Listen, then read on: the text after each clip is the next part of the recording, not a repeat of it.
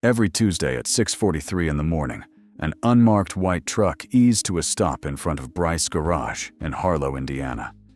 The engine never cut. The driver never spoke. 3 wooden crates were lowered onto the frost-bitten concrete, a plain envelope of cash taped to the top, one corner squared, never sealed. Inside those crates, broken engines stamped with the lot codes of a Fortune 500 automaker. For 10 years, Callum Bryce accepted every delivery, repaired what could be saved, logged every hairline crack into numbered notebooks shelved above his daughter's crayon drawings. His wife had been gone since Wren turned 1. The money was never enough. But every night long after the shop fell quiet, he wrote. And the man bent over those pages was not waiting for what anyone thought he was waiting for. The shop opened at 7, but Callum was always there by 5:30. That was the rhythm he had carried for almost a decade. Now coffee from the dented thermos, the steel shutter rolled up by hand because the motor on it had failed in the second winter, and he had never gotten around to replacing it. The smell of cold oil and old rubber settled into his lungs, the way other men settled into prayer. Bryce's garage stood at the eastern end of Mulberry Street in Harlow, Indiana, a town small enough that the post office still closed for lunch, and the diner across the road still wrote the daily special on a chalkboard out front. He was 38 years old and looked older around the eyes. The hands that had once drafted the structural geometry of an entire engine line at Vantech Motors now spent their mornings tightening lug nuts on a neighbor's truck, replacing the timing belt on a 15-year-old Buick, listening to engines the way some men listen to music, for the off note, the flat measure, the misplaced beat. Above the workbench on a steel shelf he had welded himself sat the notebooks, 47 of them, each one numbered in black marker on the spine, each one filled with his neat, slightly slanted handwriting. Lot codes, batch numbers, fault descriptions, repair logs, photographs paper-clipped to the relevant pages. Below those notebooks, 3 crayon drawings, a stick figure dad, a stick figure girl, a stick figure dog they did not actually own, were taped to the steel with masking tape that had yellowed at the corners. By 6:15, Wren was usually awake. She came down the back stairs in mismatched socks, dragging a stuffed rabbit by one ear, her brown hair flattened on one side from sleep. 7 years old, and already in the habit of carrying a plastic screwdriver wherever she went, the way other children carried stuffed animals. She climbed onto the stool by the workbench and watched her father pour milk into a thermos lid for her. And she did not ask where her mother was, because she had never known. Callum had stopped flinching at that absence. He had not stopped feeling it. By 6:40, Patrice Odom let herself in through the side door. Broad-shouldered 58, she carried a thin stack of folders under her left arm at all times, like a second spine. She had been running Callum's books for 8 years longer, in fact, than Callum had been running the shop without his wife. She did not knock when she arrived, and he had stopped being surprised by it. They had reached the kind of understanding that did not require knocking. At 6:43, the truck arrived. It was always the same. A white box truck, no logo, no markings, except a small registration sticker on the windshield that no one had ever been close enough to read. The driver wore a navy cap pulled low and gloves even in summer. He never came inside. He lowered 3 wooden crates onto the concrete apron at the front of the shop, set the cash envelope on top of the highest crate, climbed back into the cab, and was gone before the dust had settled. Callum did not look up from his coffee until he heard the truck pull away. Then he set the mug down, walked outside, and brought the envelope in first. He counted the bills on the workbench in front of Patrice, the way he had every Tuesday, for 9 years and 10 months. She wrote the figure into a separate ledger she kept in a locked drawer, a ledger filed under the name of her own consulting business, registered legally with the state of Indiana, taxed every quarter, every cent accounted for. The cash was clean by the time it cleared her hands. That had been the arrangement from the beginning, and Patrice had insisted on it. the same way some women insisted on locking the back door at night. 3 crates today, she said, marking the ledger. He nodded. He did not open them yet. He never did, until Wren had finished her milk and walked herself across the road to the bus stop, where Mrs. Halloway met her every morning at 7:20. There were rules in his shop. Most of them existed because of his daughter. It was the Tuesday after Labor Day when Patrice put the folder on his bench and circled the lot code in red. She did not say anything at first. She slid the folder across the steel and tapped it once with her index finger, the way she used to tap a spelling error on her grandson's homework. Callum was halfway through, breaking down the seal on the second crate. He glanced down and then he stopped what he was doing. The lot code read VX7K41923. The 4th engine bearing that exact stamp had crossed his bench in less than 3 months. Same fault. Same hairline crack propagating down the inner wall of the combustion chamber in the same place at the same angle. 4 engines was not coincidence. 4 engines was a pattern. And a pattern in a part that had cleared certification 8 years ago meant the certification itself had been wrong. He knew this because he had written the original structural specifications for the VX7. He had also written 2 years later a memo flagging exactly this failure mode under sustained high-load operation, a memo that had crossed Desmond Price's desk during the week Callum was on bereavement leave. The memo had never been logged into the engineering review system. By the time Callum returned to work, he had bigger absences to grieve than a buried report. He sat down on the rolling stool and looked at the folder for a long time. The shop was quiet, except for the radio in the corner. Patrice kept it tuned to a country station out of Lafayette, low enough that it did not intrude, and the soft click of Wren's plastic screwdriver against the leg of the workbench, where she sat coloring on the back of a discarded invoice. "You want me to file this with the others?" Patrice asked. Her voice was even. She had circled the code in red, but she had not asked what it meant. She had simply waited for him to register it. "Leave it out." She nodded once and went back to her desk. She was the kind of person who understood that some answers needed room. Callum closed his eyes. The memory came the way a man feels a storm pressing against the windows. 8 years ago. The hospital corridor with the linoleum that squeaked under his shoes. The doctor who used the word instantaneous because he thought it was a kindness. The drive home alone.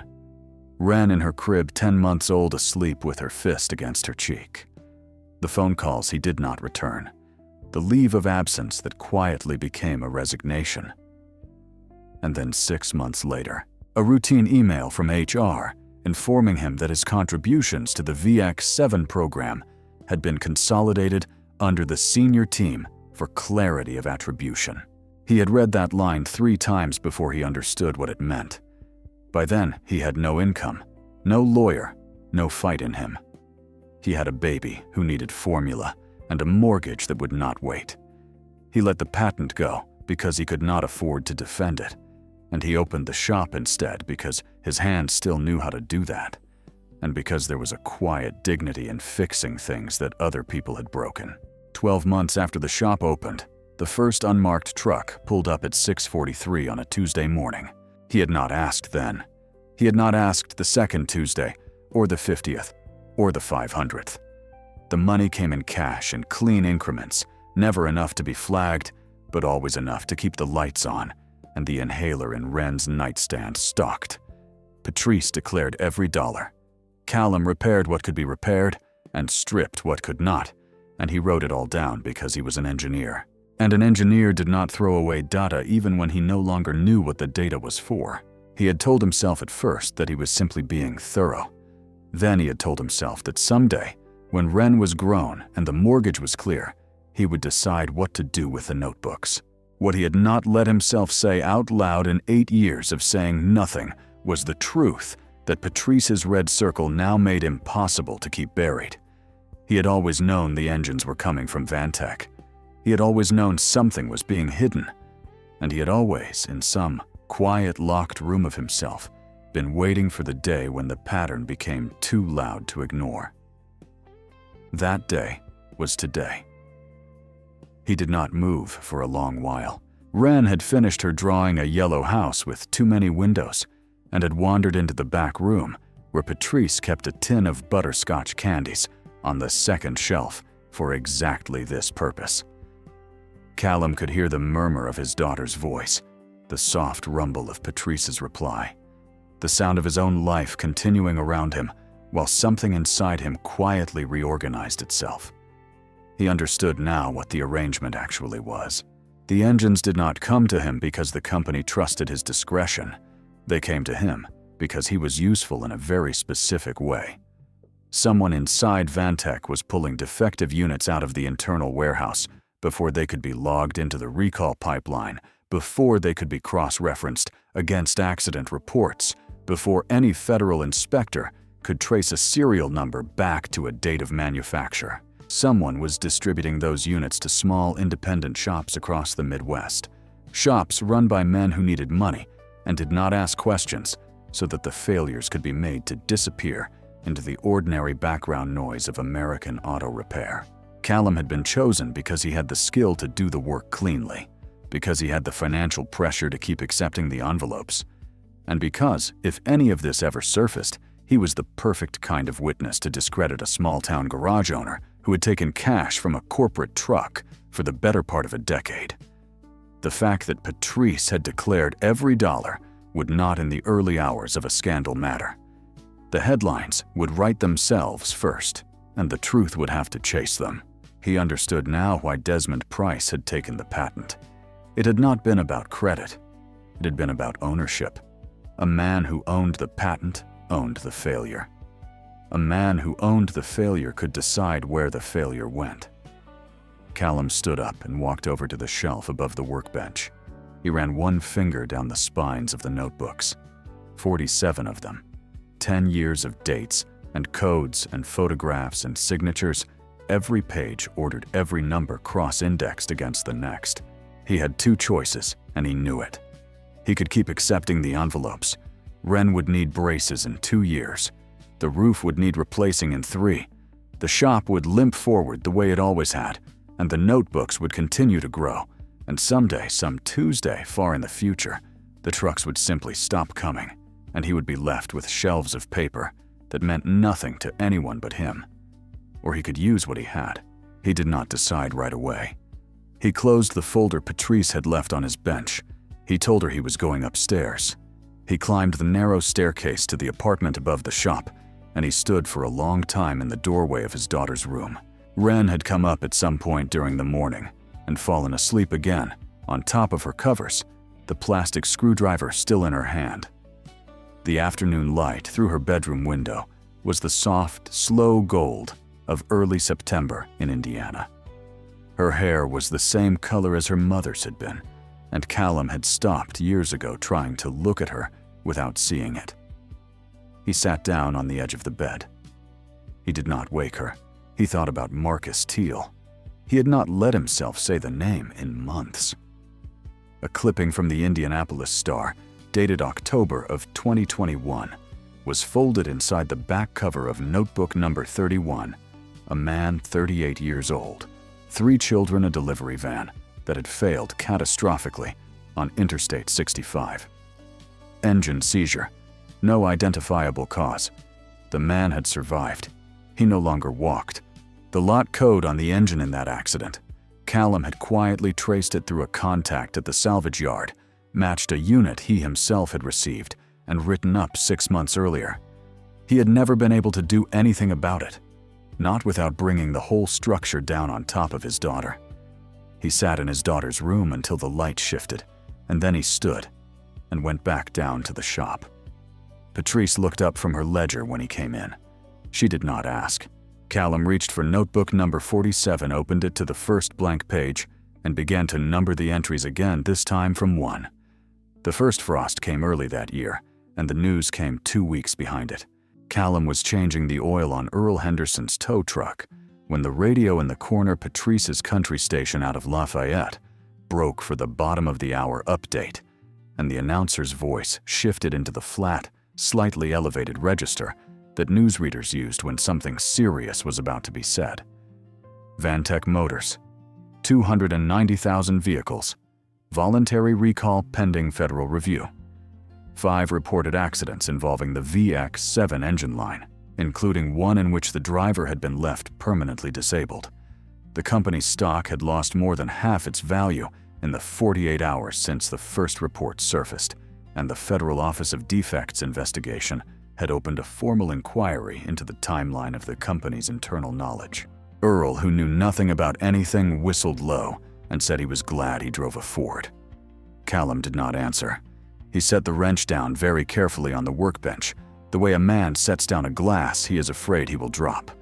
He looked up at the shelf above the bench. 47 notebooks. 10 years of evidence that the federal investigators did not yet know existed. He went home that night and ate dinner with his daughter and read her 2 chapters of the book about the 4 children who lived in the boxcar. And after she fell asleep, he sat at the kitchen table for a long time, with the phone in front of him, not picking it up. 2 days later, the phone rang on its own. Patrice answered, because Patrice always answered. She listened for about 30 seconds. Then she covered the mouthpiece with her palm and told Callum in the voice she used when something unusual was happening that there was a woman on the line who said she was the chief executive of Vantech Motors and who said she would like to drive down here this afternoon. He took the receiver. The voice on the other end was lower than he had expected and steadier. The woman introduced herself by her full name and her title, both of which he already knew. She said she understood that she was probably the last person he wanted to speak to. She said she was not calling to make any promises and not calling to offer him anything. She said she was calling because outside counsel had spent the past week hauling boxes out of an offline cold archive on the 18th floor of her own building material that had been moved out of the active server in the year after Callum left. And one of those boxes had contained a memorandum dated June of 2017, with his name on the routing slip, and she would like to ask him in person what he knew about it. He told her she could come. She arrived a little after 4. The black sedan was unmistakable on Mulberry Street, where most of the vehicles still had bench seats and tailgates that had been replaced more than once. Callum watched from the office window as she parked it herself, not particularly well, and got out and stood for a moment in the cold, looking up at the hand-painted sign over his shop. She wore a charcoal coat that had been cut for an office and a pair of low-heeled boots that had clearly been bought for the drive. She did not look like a woman whose company had lost $5 billion in market value over a weekend. She looked like a woman who had not slept in 3 nights and had stopped pretending it didn't show. He met her at the door without offering his hand. She did not seem to expect him to. Inside, Patrice had cleared a space on the small folding table at the back of the shop with a mismatched lamp and 3 folding chairs around it. Callum gestured for the woman to sit. He poured her a cup of coffee from the same dented thermos he poured his own from. He did not offer her milk because he did not have any milk. She wrapped both hands around the mug. He watched her, and she let him watch her. After a long moment, she said, "I'm not here to offer you money." "I know that," Callum said. "I read your memorandum this morning, the structural review. I wrote it in 2016. It was filed the following year, 6 months after I had stopped working there, by someone else's hand." She set the mug down and folded her own hands in front of her on the table. He could see the tendons in her wrists. She had not brought a lawyer. She had not brought an assistant. Nora Callahan had driven herself alone 240 miles down a state road, and now she was sitting at a folding table in a garage in a town she had never heard of, asking him to help her. "I have one condition," he told her. She waited. "Sit down and go through every page of these notebooks with me, from the beginning. Every code, every date, every photograph. And at the end of it, you tell me honestly whether you knew." The motel at the end of Mulberry Street had 11 rooms and a sign that flickered on the H. Nora took room 6 Because room 6 had the desk closest to the window. The first night she did not sleep. The second night, she slept for 3 hours and woke up before 5. She was at Bryce Garage at 8 on the dot every morning after that, in the same charcoal coat with the cuffs of a different white shirt showing at her wrists. Patrice met her at the door each day with the same nod.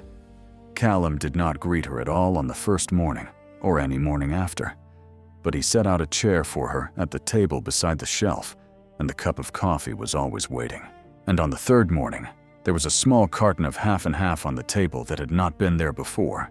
They went through the notebooks in order. Patrice read the dates aloud.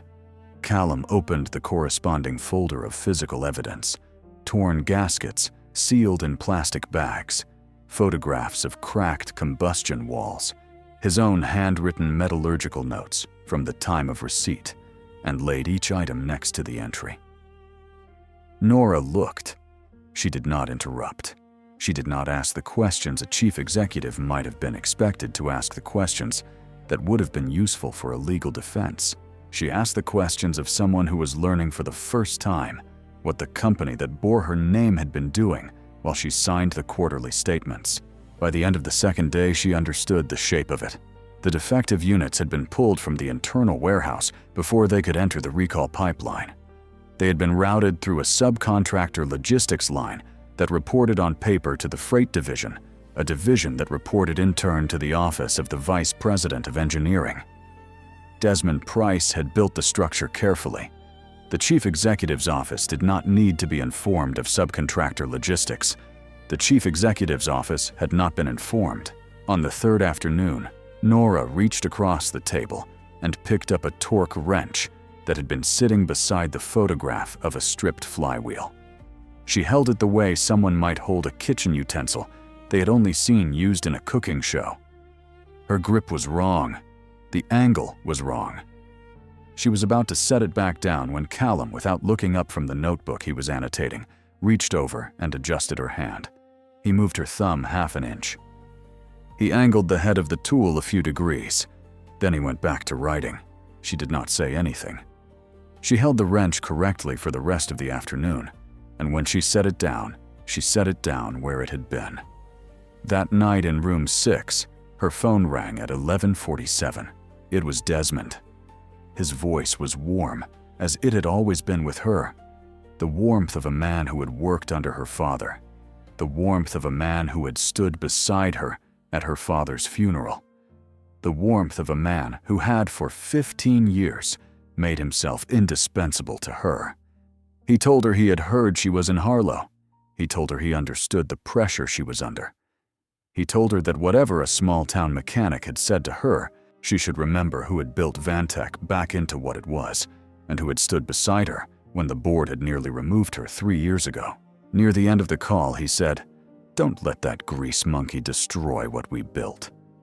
She listened to him until he had finished. She told him she would call him back in the morning. She did not call him back in the morning. She walked into Bryce Garage at 8 in the same coat, and she sat down at the table, and Callum opened notebook number 22 and laid the next folder beside it.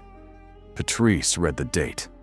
Nora looked across the table at Callum, and for the first time since she had arrived, she met his eyes and held them. Neither of them said anything. They did not need to. The shape of the thing had changed. It was no longer a chief executive trying to extract a witness from a small-town garage. It was 3 people sitting at the same table with the same shelf of notebooks behind them, looking all 3 of them in the same direction. Desmond moved on the 4th day. The article appeared on a regional industry blog at 6 in the morning and was picked up by 2 larger outlets before noon. It did not name a source. It did not need to. It described with strange specificity a small independent garage in northern Indiana that had received cash payments from Vantech Motors for nearly a decade. And it suggested, without quite saying, that the engineer at the center of the federal inquiry had been on the company's quiet payroll for years, and that his testimony had been bought long before it was given. The phone at Bryce Garage did not ring all morning. Earl Henderson, who had been bringing his tow truck in twice a year since the shop opened, called at 10:30 to cancel his Friday appointment. He apologized as he did it. He said his wife had read something. Mrs. Caldwell, who had brought her grandson's first car in the previous week, called at 11 and said she thought she might take it down to the dealership in Lafayette this time, just to be sure. She did not apologize. Patrice took both calls and wrote both names in a small notebook of her own that she kept under the cash register. She did not show the notebook to Callum, but he saw her writing in it, and he understood what it was for. By the afternoon, Desmond had gone further. He had gone specifically into Callum's personal tax filings, the ones Callum had filled out himself by hand in the spring of 2020, while half living in the family lounge of a children's hospital in Indianapolis. Ren had spent 11 days that spring on oxygen for pneumonia, and Callum had carried his shoebox of receipts up there with him and had filed his return on a folding chair beside her bed. There was a mistake in it, a small one. Patrice had caught it that summer when she finally got him to sit down and let her review the year, and she had filed an amendment with the state, and the state had accepted it without penalty. The original error had never been more than a few $1,000s, but on paper in the right kind of headline, an old amended filing could be made to look like fraud. Nora drove back from Indianapolis that evening. She had gone up to meet with the company's outside counsel, and she told Callum what was coming before he heard it from anyone else. She told him in the back office with the door closed with Ren upstairs, doing her homework at the kitchen table. She told him plainly, without softening it. He listened all the way through. When she was finished, he looked down at his hands for a moment, and then he looked up, and his voice was as level as it had been on the first morning she walked into his shop. "I didn't do anything wrong," Callum said. "I did some things messy because my life was messy.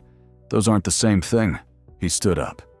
He went back out to the bay where a 1998 Chevrolet was waiting on the lift with its transmission halfway out, and he picked up where he had left off. Patrice, watching from the doorway, did not say anything, but she went back to her desk and she opened the locked drawer and she pulled out every quarterly tax filing she had submitted on Callum's behalf for the past 9 years, along with the original 2020 amendment and the state's acceptance letter, and she began making copies. 3 copies of each. 1 for Callum, 1 for the federal investigators when they came, 1 for herself in case the first 2 ever disappeared. Patrice found it on the 7th day. She had been working backward through the receipts matching delivery slips against the entries in the notebooks, and the discrepancy was not in any of the obvious places. It was in a folder Callum had marked in his own handwriting as a duplicate set receipts for a single shipment in May of 2017, filed twice in 2 separate envelopes because one of them had arrived a day late, and Callum had assumed at the time that someone in dispatch had simply made an error. In the second envelope beneath the receipt, folded once and pressed flat, was a sheet of Vantech Motors letterhead. The handwriting on it was not from a printer. It was looped and slightly impatient. The kind of handwriting that belonged to a man who signed his initials 100 times a week. "Process this lot. Do not enter in system. DP." Patrice carried it to the bench under the lamp without saying anything. She set it down in front of Callum. She set the corresponding receipt next to it. Then she stepped back and let him look. Callum read it once. He read it a second time. He set it under the lamp and bent the lamp closer, and he ran his finger down the lot code on the receipt. And then he pulled notebook number 31 off the shelf and opened it to the page where 3 years earlier he had clipped a folded article from the Indianapolis Star. The lot code on Desmond's note matched the lot code on the engine that had failed catastrophically on Interstate 65 in October of 2021. The engine in the delivery van, the driver who had been 38 years old, the father of 3, the man who had survived and who could no longer feel his legs. Marcus Teal. Callum did not say the name aloud. He did not have to.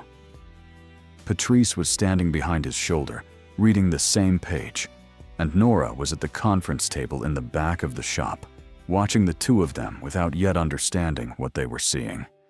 He laid the note flat, He laid the receipt beside it.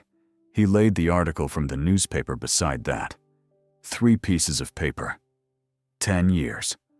One man's handwriting connecting all of it. The shop was very quiet. The radio had been off all afternoon. Outside, a truck went by on Mulberry Street, and somewhere 2 streets over, a child was calling a dog. The lamp made a small, hot circle on the bench, and inside the circle the 3 pieces of paper sat together, and Callum understood with the clarity of a man who had spent 10 years preparing. For a moment he did not know he was preparing for that. This was the piece. This was the one that ended it. This was also the one that Desmond Price, when he learned it existed, would burn the world to destroy. Callum looked up at the shelf. 47 notebooks, 10 years of paper. The whole structure of his life since his wife had died, organized in numbered spines, sitting 1 foot above his daughter's crayon drawings. It had never been more fragile than it was at that moment. He turned to Patrice. His voice was very quiet. "We need to make copies tonight. All of it. Every page." She was already moving toward the office. Desmond Price arrived at Bryce Garage 2 days later, a little after 9 in the morning. He came alone. No driver, no assistant, no lawyer in a second car trailing behind. He drove a silver sedan with state plates, and he parked it neatly in the gravel lot beside the shop between the lines, the way a man parks who still believes he is in control of his own afternoon. He wore a charcoal suit and a tie the color of slate. The shoes were polished. The cuff of his left sleeve when he stepped out of the car was buttoned tight against a wrist that had not handled a tool in 25 years. He came in through the front the way a customer would. Callum was at the bench. He did not look up immediately. Patrice did from her desk by the office door, and her hand moved very slightly toward the drawer where the spare set of copies sat in a clasp envelope. But she did not open it. She let the man stand there. Desmond removed his gloves. He set them on the workbench palm. Down fingers aligned. Then he said in a voice so calm, it was almost gentle that he had come to make Callum's life simpler. He laid out the offer in the order of a man reading from a memo. The tax matter from 2020 would disappear by Friday. The article on the regional blog would be retracted by Monday with a public correction. Callum's name would be removed from the federal witness list and replaced with a representation from corporate counsel that would protect both of them. In exchange, the original handwritten note from May of 2017 would be returned, and Callum's testimony, when delivered, would describe a structural matter rather than a directed one. He used the word directed, the way another man might use the word weather. Callum heard him out. He did not interrupt. When Desmond was finished, Callum wiped his hands on the rag at his hip and set the rag down and looked at the man on the other side of the bench for the first time since he had walked in. "Do you know the name Marcus Teal?" Desmond's jaw moved very slightly. He did not answer. 38 years old, 3 children. He was driving a delivery van on Interstate 65 with an engine from the lot in your note. He lived. He doesn't walk anymore. The shop was quiet. Outside, a delivery truck idled past on Mulberry Street, and the radio in the corner, Patrice had turned it on. At some point, Lowe played a fiddle line from a song that had been popular 3 years ago. Callum did not raise his voice. He did not need to. "Get out of my shop. I have a customer at 10. Desmond stood there a moment longer. He looked at the shelf above the bench. He looked at the door behind him. Then he picked up his gloves and walked out without buttoning his coat. The bell over the door rang once behind him. The submission to the Federal Office of Defects investigation was made 11 days later through Nora Callahan's outside counsel, with copies delivered simultaneously to the National Highway, Traffic Safety Administration, and to the United States Attorney's Office for the Southern District of Indiana. The package contained 10 years of coded shipment records, cross-referenced against the lot numbers of every defective unit that had ever crossed Callum's bench. It contained the original structural review from 2016, retrieved from the offline cold archive on the 18th floor of the Vantech building. It contained the note in Desmond Price's handwriting from May of 2017, and the receipt that matched it, and the technical analysis signed and dated by Callum that linked that lot to the failure on Interstate 65. It contained, in a separate clasp folder labeled in Patrice's neat hand, 9 years of quarterly tax filings, showing that every dollar of cash income had been declared to the state of Indiana on the day it was received. The hearing was scheduled for the following month. Callum drove himself. He wore a white shirt that Patrice had ironed at her own kitchen table the night before, and a pair of khakis, and the same shoes he wore in the shop with the laces replaced.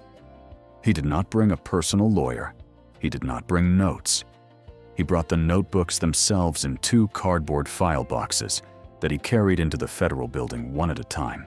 He testified the way he had always worked, in order, by date, without embellishment. When the senior counsel for the committee asked him near the end of the second day why he had kept records this carefully for 10 years with no clear purpose and no expectation of recompense, Callum considered the question for a moment before he answered. "Because I'm an engineer," he said. "Engineers don't throw away data." The room was quiet for a beat longer than was usual at hearings of that kind. Desmond Price was indicted 6 weeks later on federal charges of obstruction, of a safety investigation falsification, of corporate records, and willful endangerment under the Vehicle Safety Act. The indictment named him personally. It did not name the office of the chief executive. Nora Callahan was removed from the primary subject list of the federal inquiry within 10 days of Callum's testimony. The board of Vantech Motors retained her narrowly in a vote that the financial press described as the most consequential corporate governance decision of the year. The company entered a court-supervised restructuring. 286,000 vehicles were recalled by the end of the quarter. A victim compensation fund was established by order of the federal court, and the first checks went out before the end of January. Callum's name appeared in the technical appendix of the final investigation report, cited as the independent source of the documentation, without which the case could not have been brought. He went back to work. Nora drove down to Harlow one last time on a Saturday in early March. The frost had broken. The maples along Mulberry Street were red at the tips, and the diner across from the shop had put its sandwich board back out on the sidewalk. She parked the same charcoal sedan in the same gravel lot. She wore the same coat. She carried this time a manila envelope under her arm.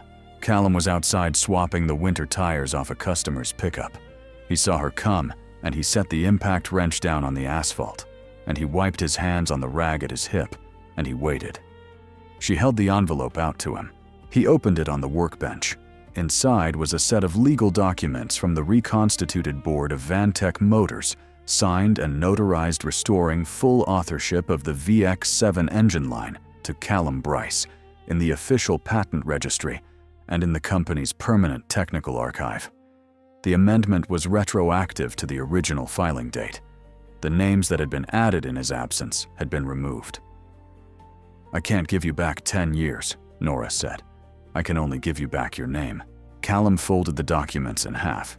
He slid them into the chest pocket of his work shirt. The pocket already had a pen in it and a folded scrap of paper with a parts number that Patrice had written down for him that morning. After a moment, he asked her, "What did you learn from any of this?" She gave it real thought. She did not answer for a while. "I learned," she said, "that the person who says the least is usually the person holding the most." The screen door at the back of the shop banged open, and Wren came running across the bay in her socks, the plastic screwdriver still in her fist. She ran straight into her father's stomach, the way she had been doing since she was 3, and then she turned her face up to the woman in the charcoal coat. "Do you remember this place?" "Yes." "Remember it right. This is where Dad fixes cars, not where people bring broken things and forget about them." Nora looked down at her, and then up at Callum, and she nodded once. She got back in the sedan and turned it east toward Indianapolis, and Callum watched her go until the car was past the diner and out of sight. Inside, on the steel shelf above the workbench, Patrice had taped a single sheet of paper across the spines of the 47 notebooks. She had written on it in dark blue ink in her steady, careful hand. Complete 2015 to 2025. Callum looked at it for a long moment. Then he picked up the impact wrench from where he had set it down, and he went back to the truck on the lift.